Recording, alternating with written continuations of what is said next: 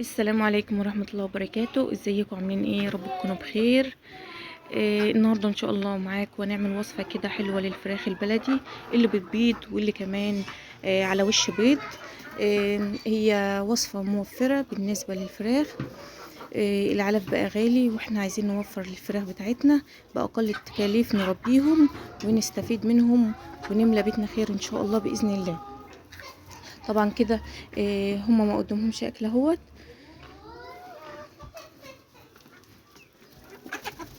الفراخ بقى الكبيرة اللي برا دي، ودي الفراخ اللي لسه على وش بيض صغيرة لسه، دول عمرهم شهرين ونص. تمام.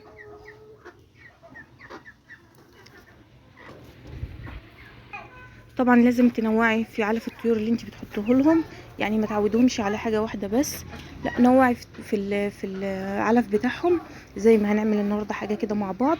وان شاء الله اللي برضو الفيديوهات اللي جاية ان شاء الله بإذن الله هنعمل كل حاجة مختلفة في كل فيديو بالنسبة للعلف بتاعهم. هوريكي دلوقتي بقى احنا نعمل لهم علفة ايه. بس كمان عايزه قبل ما نعمل العلفه اقول لكم كمان مش لازما ما تشبعوش الطيور بتاعتكم، يعني ما تحطيش اكل يكفيهم ويشبعهم قوي، لا يعني خليهم يبقوا جعانين، يبقوا لسه في شويه جوع عندهم، ان هم ما بيبقوش شبعانين خالص. تمام. عشان كده الفرخ يديكي اكبر نسبه بيض. طول ما هو لسه الفرخ مش شبعان يديكي نسبه بيض كويسه. تمام. طبعا ده الكرات، انا الكرات ده كمان حط عليه كرات بشوشه. طبعا لو مش متوفر معاكي كرات بشوشه ده اكتفي بالكرات العادي. طبعا احنا عارفين فايده الكرات للفراخ، للطيور عموما، فاتح للشهيه، كمان منع للاسهال، وبيزود برضو كميه البيض. هنحط بقى على الكرات بتاعنا ايه الاول. الكرات ده حوالي 3 حزم كرات. تمام. هنحط عليهم نص كيلو رده، تمام، او كيلو رده. انا هحط عليه كيلو رده عشان كميه الطيور اللي عندي، وهحط عليه كمان نسبه العليقه. لازم قلت زي ما قلت قبل كده نحط نسبه العليقه دي عشان الفراخ تتنيها تبيض معاكي. لو قطعتيها طبعا انت كده قطعتي نسبه الكالسيوم والبروتين اللي موجوده، فمش هيبيضوا معاكي كويس خالص. فهنحط عليهم نص كيلو كده. الكميه ديت لحوالي 25 فرخ. انتي زودي بقى على حسب الفراخ اللي عندك، وقللي برضو على حسب كمية الفراخ اللي عندك. تمام.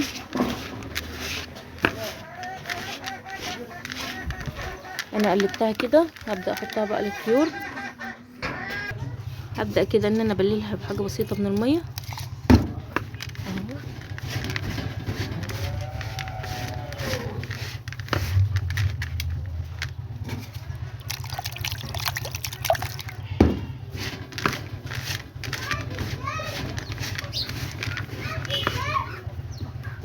كده انا بللتها بس بالمية.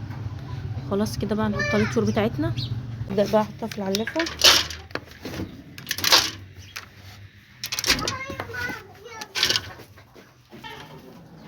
انا حطيت دلوقتي العلفة بقى للطيور.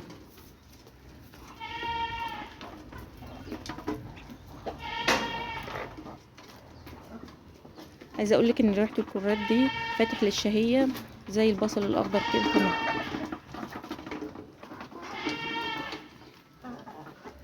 نحط لهم الباقي بقى كده في الصاجه. هما بيحبوا كمان الاكل في الصاجه كمان اكتر من العلافه كمان.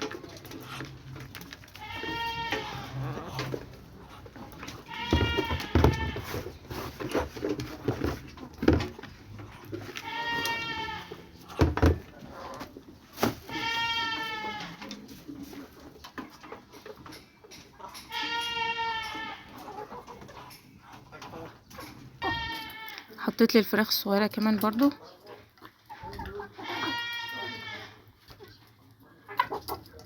طبعا انا بحط لهم مرتين في اليوم، مره الصبح ومره العصر، دول كافيين قوي، بس بتبقى الوجبه يعني كويسه.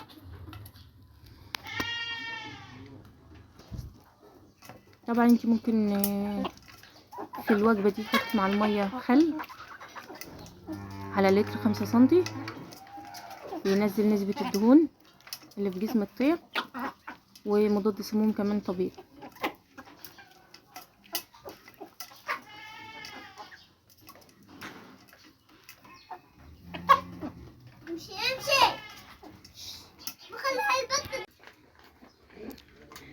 طبعا اللي لسه معايا في الفيديو متنسوش تعملوا لي لايك وتكتبوا تعليق تحت، وتسألوا اي سؤال انتوا عايزينه هجاوبكم عليه باذن الله. هوريكم بقى كمان الاوضه اللي انا عملتها كده، غيرتها، جبت رماد كده وعليتها كمان كده. البوكسه بتاعت الحمام زي ما هي، بس انا غيرت بس الاماكن بتاع البوكسات. البوكسه ديت المكان دي مكانها، غيرت مكانهم العكس يعني، وحطيت الاكل بتاعهم كده فوق البوكسه وغطيته عشان الفراخ كانت هنا بتبهدل برضو فيه، كانوا بيقطعوا الشكاير ويوقعوا الشيشه والاكل بتاعهم وكده والعليقه. فانا طبعا قلت ارفعها فوق كده واغطيها. ما تنسوش يا جماعه اللي بيتفرج على الفيديو يحط لي لايك فضلا وليس امرا،